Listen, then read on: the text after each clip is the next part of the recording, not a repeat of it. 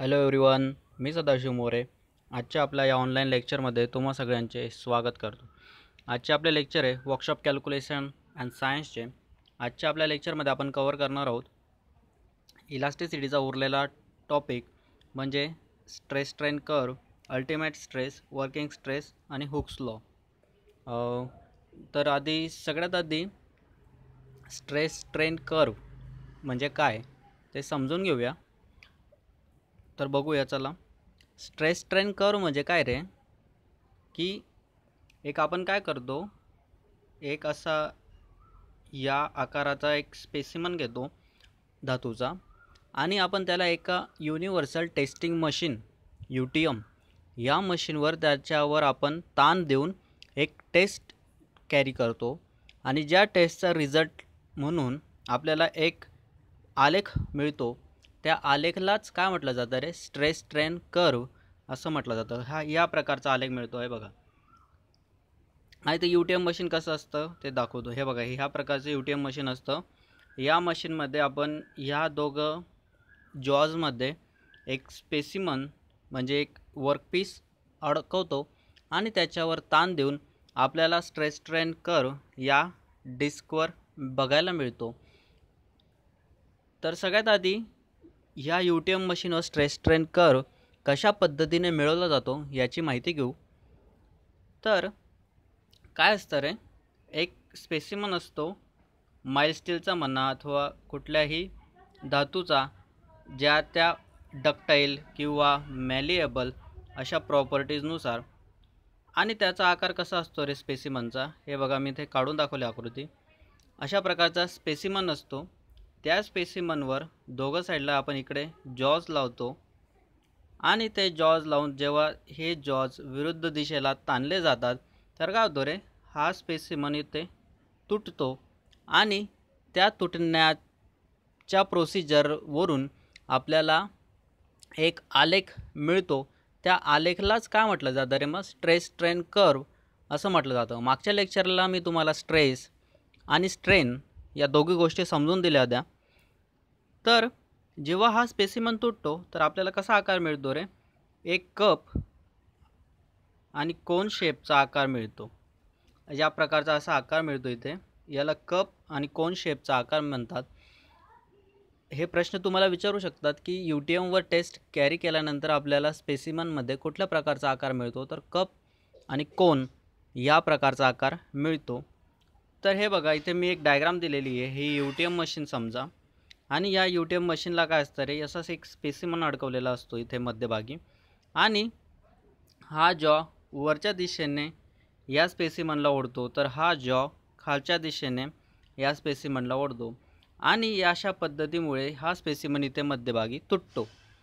आणि हा स्पेसिमन जेव्हा तुटतो तर या इलेक्ट्रॉनिक कंट्रोलर पॅनलमध्ये आपल्याला काहीतरी कर्व मिळतो म्हणजे आलेख मिळतो. त्या आलेखवरून आपण काहीतरी अध्ययन करतो की स्ट्रेस किंवा स्ट्रेन हे डायरेक्टली प्रोपोर्शनल आहेत की इन्व्हर्सली प्रोपोर्शनल आहेत. ओके, हे बघा, या प्रकारचा स्ट्रेस स्ट्रेन कर्व मिळतो. या साईडला एक्स ॲक्सिसवर काय असतो रे, स्ट्रेस असतो. तर वाय ॲक्सिसवर असतो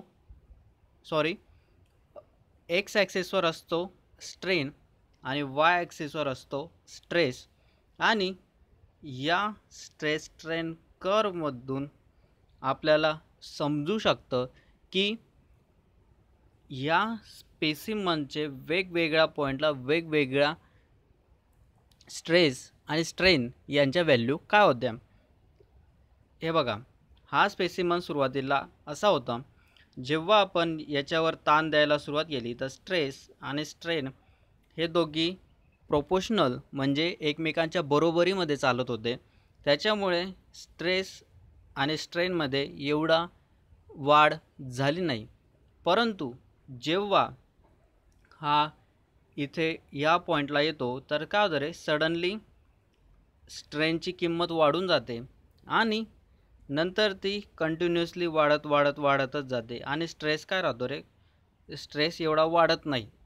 मग याच्यामुळे काय होतं रे, स्ट्रेनची डेफिनेशन काय, स्ट्रेन म्हणजे काय की change in the length to the original length म्हणजे काय रे, लांबीतील बदल भागिले मूळ लांबी यांच्या गुणोत्तराला काय म्हटलं जातं रे, स्ट्रेन म्हटलं जातं. म्हणजे ह्या स्पेसिमनच्या लांबीमध्ये काय होईल रे, वाढ होत चालेल आणि एक असा पॉईंट येईल की हा स्पेसिमन इथे तुटायला सुरुवात होईल आणि हळूहळू पूर्णतः इथे बारीक होऊन तो काय होऊन जाईल रे, तुटून जाईल. हे तुम्ही आपल्या डे टू डे लाईफमध्ये पण एक्झाम्पल बघितलं असेल. समजा एखाद्या तारवर जर आपण ताण दिला आणि तो ताण जर आपण वाढवत गेलो तर एका पॉईंटला तार काय होतो रे, तुटून जातो. तर त्या तारला जर तुम्ही सूक्ष्म निरीक्षण केलं तर त्या तारमध्ये पण तुम्हाला अशा प्रकारची संरचना दिसून येईल. ओके, आणि हे अशा प्रकारे इथे असा बारीकसा भाग तयार झाला आहे ना, या बारीकसा भागाला काय म्हणतात रे, नेकिंग किंवा नेक फॉर्मेशन असं म्हणतात. नेक म्हणजे काय रे, एक बारीकसा निमुळता भाग तयार होणं, याला काय म्हटलं जातं, नेक फॉर्मेशन असं म्हटलं जातं. हे झालं UTM मशीनची ॲक्च्युअल डायग्राम. हे मोठ्या मोठ्या इंडस्ट्रीजमध्ये किंवा कॉलेजेसमध्ये हे मशीन्स यूज केले जातात टेस्ट कॅरी करण्यासाठी. याच्यावर बऱ्याचशा टेस्ट कॅरी केल्या जातात. टेन्साईल टेस्ट म्हणा, कॉम्प्रेशन टेस्ट म्हणा, भरपूर टेस्ट कॅरी केल्या जातात. ओके, तर आपण या स्ट्रेस स्ट्रेन कर्वमधील वेगवेगळ्या येणाऱ्या डेफिनेशन्स किंवा कन्सेप्ट समजून घेऊया. तर सगळ्यात आधी मी मगाशी तुम्हाला सांगितलं की ह्या ॲक्सिसवर स्ट्रेस असतो, तर या ॲक्सिसवर काय राहतो रे, स्ट्रेन राहतो. हा कुठला ॲक्सिस झाला, एक्स, आणि हा झाला वाय ॲक्सिस. ओके, आता समजा जेव्हा सुरुवातीला आपण स्पेसिमॅनवर लोड द्यायला सुरुवात केली तर सुरुवातीला किंमत काय राहील रे, 0 किंवा 0 राहील. आणि जसा जसा आपण स्ट्रेस आणि स्ट्रेन वाढवत चालू ते काय होतील रे, एका इलास्टिक लिमिटपर्यंत, मी पुन्हा उच्चार करतो, इलास्टिक लिमिटपर्यंत स्ट्रेस आणि स्ट्रेन या दोघांच्या किमती एकमेकांना बरोबरीत राहतात. आणि ह्या नियमालाच हुक्स लॉ असं म्हटलं जातं. हुक्स नावाचे एक सायंटिस्ट होते. त्या सायंटिस्टच्या नावावरून हा लॉ हुक्स लॉ या नावाने ओळखला जातो. तर काय होतं रे हा हुक्स लॉनुसार, हुक्स लॉ काय म्हणतो की within the elastic limit stress is directly proportional to the strain. म्हणजे काय रे, की इलास्टिक लिमिटपर्यंत म्हणजे या पॉईंटपर्यंत स्ट्रेस आणि स्ट्रेन यांच्या किमतीत एकमेकांना बरोबरीत असतात. आणि त्याला गणितीय दृष्टीने कसं दर्शवलं जातं रे, तर स्ट्रेस दर्शवला जातो सिग्माने, हे झालं डायरेक्टली प्रोपोर्शनल, आणि स्ट्रेन दाखवला जातो ई या लेटरने, छोटा ई. ओके, पण स्ट्रेस हा प्रोपोर्शनल कुठपर्यंत स्ट्रेनला, तर विदिन इलास्टिक लिमिट, म्हणजे इलास्टिक लिमिटपर्यंतच स्ट्रेस हा स्ट्रेनला प्रोपोर्शनल आहे. प्रोपोर्शनल म्हणजे काय रे, जर स्ट्रेस वाढला तर स्ट्रेन पण वाढेल आणि जर स्ट्रेस कमी झाला तर स्ट्रेन पण कमी होईल. याला म्हटलं जातं प्रोपोर्शनल. ओके, आता छोट्या छोट्या डेफिनेशन्स आहेत त्या बघून घेऊया. इथे काय म्हटलं आहे रे, OE portion is a straight line which indicates that stress is proportional to the strain. That is, wire obeys the Hooke's law up to the point T. मगाशी मी तुम्हाला सांगितलं की हा O तर हा पॉईंट E पर्यंत हुक्स लॉ काय होतं रे, या वायरद्वारे हुक्स लॉचं काय होतं रे, पालन केलं जातं. म्हणजेच स्ट्रेस आणि स्ट्रेन यांच्या किमती एकमेकांना बरोबरीत राहतात ई पॉईंटपर्यंत. नंतर काय म्हटलं आहे रे, stress corresponding to the point E is maximum stress to which wire can be loaded without permanent elongation. This is called elastic limit of the wire. आता इलास्टिक लिमिट म्हणजे काय ते समजून सांगतो. इलास्टिक म्हणजे काय रे, की कुठल्याही गोष्टीवर जर आपण बल लावलं तर ती काय करते रे, तिचा आकार बदलते. उदाहरणार्थ ही स्प्रिंग झाली, हिच्यावर जर मी विरुद्ध दिशेनं जर मी बल लावलं तर तिचा लांबीमध्ये काय होईल रे, बदल घडून येईल. आणि समजा जर मी तो लावलेला बल जर काढून घेतला, ही स्प्रिंग काय करेल रे, तिच्या ओरिजिनल पोझिशनला काय होऊन जाईल, परत येऊन जाईल. म्हणजेच ह्या परत येण्याच्या ओरिजिनल पोझिशनवर काय म्हटलं जातं रे, मग इलास्टिसिटी किंवा इलास्टिक लिमिट म्हटलं जातं. परंतु समजा जर या स्प्रिंगला मी खूप जास्त प्रमाणात जर ओढलं असतं तर काय झालं असतं, ही स्प्रिंग एका वायरच्या स्वरूपात कन्वर्ट होऊन गेली असती आणि त्याच्यामुळे ती स्प्रिंग तिच्या मूळ आकारात पुन्हा परत येऊ शकली असती का रे? नाही येऊ शकली असती. म्हणजे ती काय झाली, तिच्या इलास्टिक लिमिटच्या बाहेरपर्यंत आपण ओढली, त्याच्यामुळे ती एका सरळ वायरच्या स्वरूपात बदल झाला. ओके, याला म्हटलं जातं इलास्टिक लिमिट. मग ते सेम कन्सेप्ट इथे अप्लाय झाली की ई या पॉईंटपर्यंत जर आपण वायरला ओढलं तर ती तिच्या मूळ आकारात किंवा मूळ लांबीत पुन्हा वापस येऊ शकते जर आपण तिच्यावर लावलेला बल जर काढून घेतला. परंतु जर या ई पॉईंटच्या पुढे जर आपण तिला ओढायला सुरुवात केली तर ती तिच्या मूळ आकारात पुन्हा परत येणार नाही. यालाच काय म्हटलं जातं रे? Elastic limit of the wire. आणि त्याला कशाने दर्शवलं जातं? ई या पॉईंटने दर्शवलं जातं, हे त्याने सांगितलं होतं. आता E dash portion is a curved towards strain axis which shows that the increase in strain is more than what is expected bye corresponding increase in the stress. म्हणजे काय म्हणायचं रे याला? ह्या ई पासून ई डॅश या भागामध्ये काय झालं रे? बघा, तुम्हाला बघायला मिळेल की असा एक स्ट्रेनच्या दिशेने काय झालं रे? वाढ झाली. स्ट्रेसची दिशा कुठली होती? स्ट्रेसची दिशा ही होती आणि स्ट्रेनची दिशा ही होती. तर वाढ कुठल्या दिशेने झालं रे? स्ट्रेनच्या दिशेने वाढ झालं. म्हणजे काय रे? स्ट्रेन वाढला म्हणजे काय झालं? वायरच्या लांबीमध्ये काय झाला रे? बदल घडून आला. म्हणजे वायरची लांबी काय झाली? वाढली. याचा अर्थ काय झाला? वायरची लांबी कशामुळे वाढली रे? तिचं प्लास्टिक डिफॉर्मेशन किंवा प्लास्टिक रूपांतरण झालं. आणि जेव्हा प्लास्टिक रूपांतरण होतं तर वायर किंवा स्पेसिमन हा त्याच्या मूळ लांबीमध्ये परत येत नाही. ही गोष्ट लक्षात ठेवायची. हे ई टू ई डॅश या भागामध्ये झालं आणि ह्या भागामध्ये हुक्स लॉ पालन केला जात नाही. ओके, आता at any point between E and E dash if all the load is removed then some permanent elongation occurs. त्याने काय म्हटलं रे मग या पॉईंटमध्ये की ई पासून ई डॅशपर्यंतच्या पोर्शनमध्ये जर वायरला आपण डिफॉर्म केलं तर वायरमध्ये परमनंट डिफॉर्मेशन म्हणजे कायमस्वरूपीचं रूपांतरण दिसून येतं. आता when the wire again subjected to load a new straight line S E dash is often indicating Hooke's law. म्हणजे काय रे? या ई पॉईंट नंतर आपण जर पुन्हा वायरला ओढायला सुरुवात केली तर आपल्याला एक सरळ रेषा, या सरळ रेषेला काय म्हटलं जातं रे? परत हुक्स लॉ फॉलो करते असं म्हटलं जातं. नंतर त्याला काय म्हणायचं आहे की some portion after point Y is almost parallel to the strain axis. हा आता सगळ्यात इम्पॉर्टंट पॉईंट आहे. हा काय आला रे आता? Yield point. ह्या इल्ड पॉईंटनंतर वायरमध्ये हळूहळू फ्रॅक्चर किंवा डिफॉर्मेशन दिसायला सुरुवात होईल. फ्रॅक्चर म्हणजे काय रे? ती वायर तुटण्याची प्रोसेस हळूहळू सुरुवात होईल. वायर तुटण्याची प्रोसेस कशी होते रे? तुम्हाला सांगितलं मी की वायरचा आकार आधी बारीक बारीक बारीक व्हायला सुरुवात करेल आणि एका पॉईंटला वायर अतिशय बारीक होईल आणि तुटून जाईल. मग ती वायर बारीक होण्याची प्रोसेस कुठून स्टार्ट होते रे? या वाय पॉईंटपासून स्टार्ट होते आणि या पॉईंटला काय म्हटलं जातं रे? इल्ड पॉईंट असं म्हटलं जातं.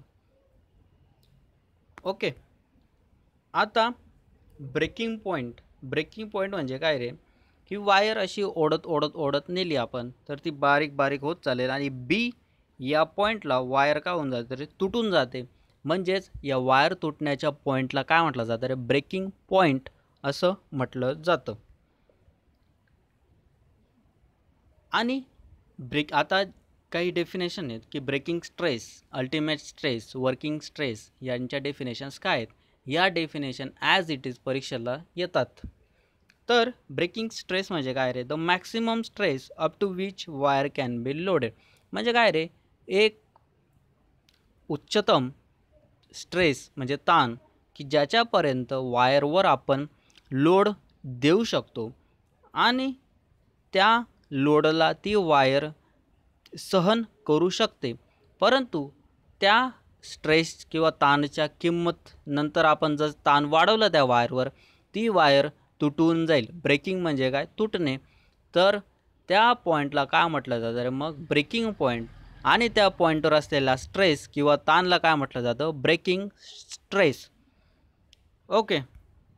आता अल्टिमेट स्ट्रेस. अल्टिमेट स्ट्रेस म्हणजे काय रे, it is a maximum stress the wire किंवा system is capable of withstanding. Ultimate म्हणजे काय रे, की एक उच्चतम स्ट्रेस की ज्याला वायर सहन करू शकते, त्याला काय म्हटलं जातं रे, अल्टिमेट स्ट्रेस. अल्टिमेट स्ट्रेसला कुठल्या फॉर्म्युलाने दाखवतात, maximum load on the system can withstand divided by original cross sectional area. Working stress म्हणजे काय, आणि it is the actual practical stress on the system. म्हणजे प्रॅक्टिकली जो स्ट्रेस एखाद्या वायरवर येतो त्याला काय म्हटलं जातं रे, वर्किंग स्ट्रेस म्हटलं जातं. Factor of safety. Factor of safety म्हणजे काय रे, फॅक्टर ऑफ सेफ्टी हा एक काय राहतो, एक गुणोत्तर राहतं. कशाचं रे, ultimate stress divided by working stress, याच्या गुणोत्तराला काय म्हटलं जातं रे, फॅक्टर ऑफ सेफ्टी. आता मराठीमध्ये एक्सप्लेन केलेलं आहे की स्ट्रेस स्ट्रेन यांचा आलेख. पदार्थावरील भार हळूहळू वाढवत गेल्यास त्यातील स्ट्रेस हा स्ट्रेनच्या समप्रमाणात बदलत जातो. हा बदल खालील आलेखात दाखवला आहे. बघा या आलेखामध्ये दाखवलं आहे ना, वाय ॲक्सिस आणि एक्स ॲक्सिसवर. ई बिंदूपर्यंत स्ट्रेस व स्ट्रेन यांचे गुणोत्तर काय रे, स्थिर आहे. तुम्हाला सांगितलं की इलास्टिक लिमिट किंवा इलास्टिक पॉईंटपर्यंत काय राहिले, स्ट्रेस आणि स्ट्रेन हे एकमेकांना बरोबरीत राहतील. म्हणजे हुक्स लॉचं काय होईल रे, पालन केलं जाईल. ई हा बिंदू इलास्टिक लिमिट दर्शवतो. त्यानंतर स्ट्रेस आणि स्ट्रेन यांचे गुणोत्तर स्थिर राहत नाही, म्हणजेच पदार्थाची सुरक्षितता नष्ट होते. या ई पॉईंट नंतर काय होतं रे, फ्रॅक्चर निर्माण व्हायला सुरुवात होतात. फ्रॅक्चर म्हणण्यापेक्षा परमनंट डिफॉर्मेशन तयार व्हायला सुरुवात होते आणि वाय बिंदूजवळ पदार्थ तुटण्याची सुरुवात होते. हे बघा, या वाय पॉईंटजवळ पदार्थ तुटण्याची सुरुवात होऊन जाते. याला काय म्हटलं जातं रे, इल्ड पॉईंट असं म्हटलं जातं.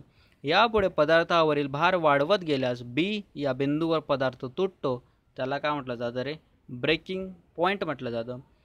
इल्ड पॉईंटची डेफिनेशन काय रे, इलास्टिक लिमिट नंतर पदार्थावरील भार हळूहळू वाढवित गेल्यास एका विशिष्ट भार लावण्याचे वेळी पदार्थ नुकताच तुटण्याची क्रिया सुरू होते. या स्थितीत लावलेल्या या भाराला इल्ड पॉईंट म्हटले जाते. म्हणजे काय रे, या इल्ड पॉईंटवर जर आपण भार लावायला सुरुवात केली या इल्ड पॉईंटच्या ती पलीकडे, तर काय होईल रे, हळूहळू आपली वायर किंवा स्पेसिमन हा तुटायला सुरुवात होईल. ओके. आता काय, ब्रेकिंग पॉईंट. इल्ड पॉईंट नंतर जो एक विशिष्ट भार लावला असा पदार्थ पूर्णपणे तुटतो, त्या भाराला काय म्हटलं जातं रे, ब्रेकिंग पॉईंट म्हटलं जातं. पदार्थावरील भार हळूहळू वाढवत गेल्यास त्यात निरनिराळ्या स्थितीत निरनिराळे स्ट्रेस निर्माण होतात. ते आपण आपल्या फिगरमध्ये दाखवलं आहे. आता सेफ स्ट्रेस किंवा वर्किंग स्ट्रेस. पदार्थाच्या इलास्टिक लिमिटपर्यंत निर्माण होणाऱ्या स्ट्रेसला सेफ स्ट्रेस म्हटलं जातं. म्हणजे काय रे, या ई या पॉईंटपर्यंत काय होतं, सेफ स्ट्रेस प्रोड्यूस होतो. ओके. इलास्टिक मर्यादेनंतर पदार्थावरील जोर वाढवून जेव्हा पदार्थ तुटू लागतो, अशा स्थितीत त्यात निर्माण होणाऱ्या स्ट्रेसला काय म्हटलं जातं रे, अल्टिमेट स्ट्रेस. म्हणजे काय रे, इलास्टिक मर्यादेनंतर जर आपण स्ट्रेस वाढवायला सुरुवात केली तर काय होते, पदार्थ तुटण्याची परमनंट डिफॉर्मेशन होण्याची प्रक्रिया सुरू होईल आणि यालाच काय म्हटलं जातं रे, मग अल्टिमेट स्ट्रेस असं म्हटलं जातं. सुरक्षा गुणक किंवा factor of safety. Factor of safety कशाच्या गुणोत्तराला म्हणतात रे, ultimate stress divided by safe stress यांच्या गुणोत्तराला काय म्हटलं जातं रे, सुरक्षा गुणक म्हटलं जातं. आणि हुक्स लॉ मी तुम्हाला सुरुवातीला सांगितलं होतं की रॉबर्ट हुक या शास्त्रज्ञाने पदार्थात निर्माण होणाऱ्या स्ट्रेस स्ट्रेन यांच्यातील संबंध प्रथम सांगितला, म्हणून याला हुक्स लॉ या शास्त्रज्ञांच्या नावावर याचं नाव दिलेलं आहे. हा लॉ काय रे की इलास्टिक लिमिटपर्यंत पदार्थात निर्माण झालेला स्ट्रेस हा त्यातील स्ट्रेनच्या समप्रमाणात बदलतो. म्हणजेच हुकच्या नियमानुसार स्ट्रेस ह्या चिन्हाला काय म्हटलं जातं रे, directly proportional. Stress is directly proportional to the strain. Okay, हे होतं आजचं लेक्चर. थँक्यू.